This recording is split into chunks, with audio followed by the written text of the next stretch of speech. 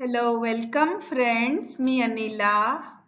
The topic of my discussion is back titration calculation.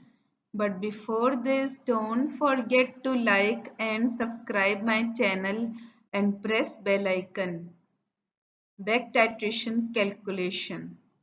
दोस्तों आज की इस वीडियो में मैं आपको बैक टाइट्रेशन और उससे रिलेटेड कैलकुलेशन बताऊंगी। In back titration, concentration of analyte is determined by reacting it with known amount of excess reagent. The remaining excess reagent is back titrated with second known reagent. Back titration हम किसे कहते हैं? जहां पर जो भी sample है analyte है जिसकी कंसंट्रेशन फाइंड आउट करनी है उसको रिएक्ट करवाते हैं excess amount of non reagent से। जितने रिएजेंट से वो रिएक्ट कर लेता है तो जो रिमेनिंग रिएजेंट रह जाता है उसको बैक टाइट्रेट करवाते हैं सेकेंड नॉन रिएजेंट से। इस तरह हम एनालाइट की कंसंट्रेशन फाइंड आउट कर सकते हैं। Example number 1, determine concentration of ammonia in 10 ml sample when the sample is transferred to 100 ml conical flask. 50 ml of 0.1 molar HCl is added in excess. Remaining HCl is back titrated with 15 ml of 0.1 molar sodium carbonate. Example number 1 में हमें ammonia की concentration 10 ml sample में find out करनी है जिसे हमने transfer किया है 100 ml कोनिकल फ्लास्क में और उसमें ऐड किया है 50 ml ऑफ 0.1 मोलर HCl हमने एक्सिस में डाला है और जो अनरिएक्टेड रिमेनिंग HCl है उसको बैक टाइट्रेट किया है 15 ml of 0.1 molar sodium carbonate से।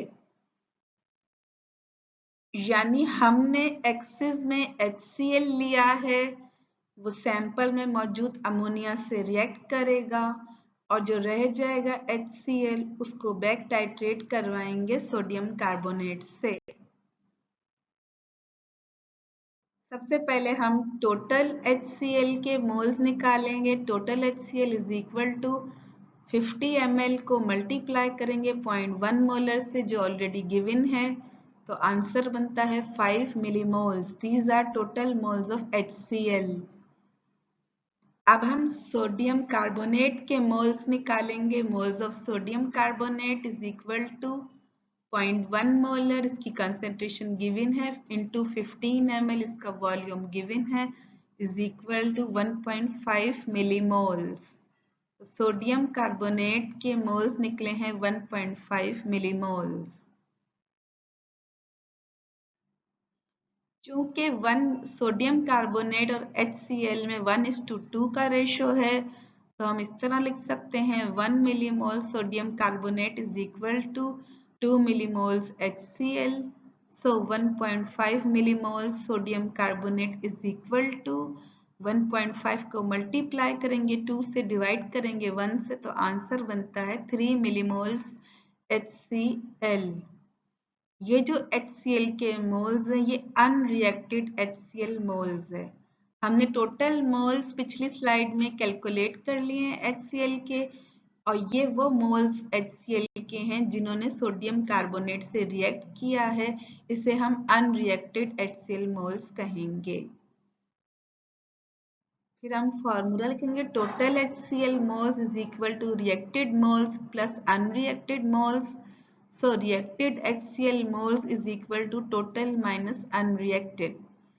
HCl के total moles लिखेंगे 5 मिलीमोल्स, माइनस करेंगे अनरिएक्टेड मिलीमोल्स से 3 मिलीमोल्स तो आंसर बनता है 2 मिलीमोल्स। यानी जो टोटल मोल्स थे वो 5 मिलीमोल्स हमने ऑलरेडी निकाले हुए हैं। अनरिएक्टेड का मतलब है कि जो अमाउंट HCl की अमोनिया से रिएक्ट की थी उसको हटा के जो बचती है उसे अनरिएक्टेड मोल्स है जिसने सोडियम कार्बोनेट से रिएक्ट किया है। तो वो आ गए 3 मिलीमोल्स। तो रिएक्टेड HCl मोल्स आ गए 2 मिलीमोल्स। इसका मतलब है 2 millimoles of HCl react with ammonia. अब हम HCl और अमोनिया का मोल रेशियो लगाएंगे। 1 millimole HCl is equal to 1 millimole ammonia.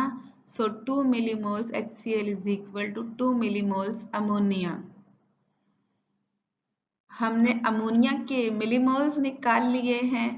चूंकि ये मोल्स 10 ml में हैं तो हम इस तरह लिखेंगे, हमें मोलैरिटी फाइंड आउट करनी है। 10 ml solution contains 2 millimoles ammonia. So 1000 ml solution contains 200 millimoles ammonia.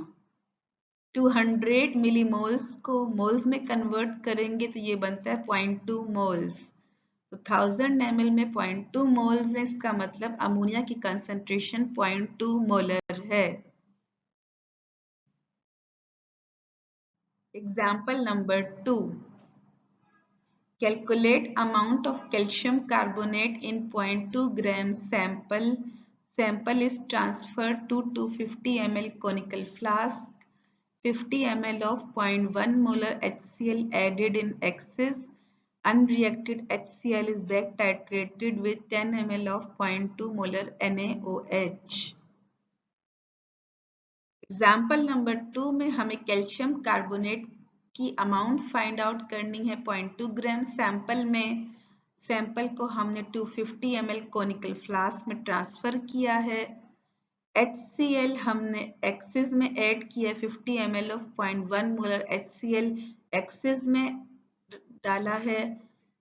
इस HCl ने कैल्शियम कार्बोनेट से रिएक्ट किया और जो रिमेनिंग अनरिएक्टेड HCl है उसको बैक टाइट्रेट करवाया 10 ml ऑफ 0.2 मोलर NaOH से।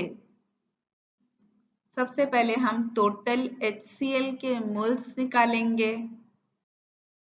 Total HCl moles is equal to 50 ml into 0.1 molar. ये दोनों क्वांटिटी ऑलरेडी एग्जाम्पल में गिवन है। तो टोटल HCl के मोल्स चूंकि HCl एक्सिस में है इसलिए इसके टोटल मोल्स निकालेंगे। तो सॉल्व करने पे आंसर बनता है 5 मिलीमोल्स। अब हम NaOH के मोल्स निकालेंगे। चूंकि 10 ml ऑलरेडी गिवन है इंटू 0.2 मोलर ऑलरेडी गिवन है को मल्टीप्लाई करेंगे तो NaOH के मोल्स आएंगे 2 मिलीमोल्स। टोटल HCl मोल्स आ गए 5 मिलीमोल्स और NaOH के मोल्स जिन्होंने HCl से रिएक्ट किया वो आ गए 2 मिलीमोल्स। चूंकि NaOH और HCl में 1:1 का रेशियो है तो 1 millimole NaOH is equal to 1 millimole HCl. So 2 millimole NaOH reacts with 2 millimole HCl. तो ये जो 2 मिलीमोल HCl के हैं ये असल में अनरिएक्टेड HCl मोल्स हैं। ये वो मोल्स हैं जिन्होंने NaOH के साथ रिएक्ट किया। इसे हम अनरिएक्टेड इसलिए कह रहे हैं क्योंकि बकिया HCl के मोल्स ने कैल्शियम कार्बोनेट से रिएक्ट किया होगा। अब हमने टोटल HCl के मोल्स निकाल लिए और अनरिएक्टेड HCl के मोल्स निकाल लिए। अब हम रिएक्टेड HCl के मोल्स निकालेंगे। Reacted HCl moles is equal to total minus unreacted. Total moles लिखेंगे 5 मिलीमोल्स माइनस करेंगे अनरिएक्टेड मोल्स से 2 मिलीमोल्स तो आंसर बनता है 3 मिलीमोल्स। तो रिएक्टेड HCl मोल्स 3 मिलीमोल्स हैं, यानी जितने मोल्स HCl के कैल्शियम कार्बोनेट से रिएक्ट किए वो हैं 3 मिलीमोल्स। चूंकि HCl और कैल्शियम कार्बोनेट में 2:1 का रेशियो है तो हम ये कह सकते हैं 2 millimoles HCl is equal to 1 millimole calcium carbonate. So 3 millimoles HCl is equal to 1.5 millimoles calcium carbonate.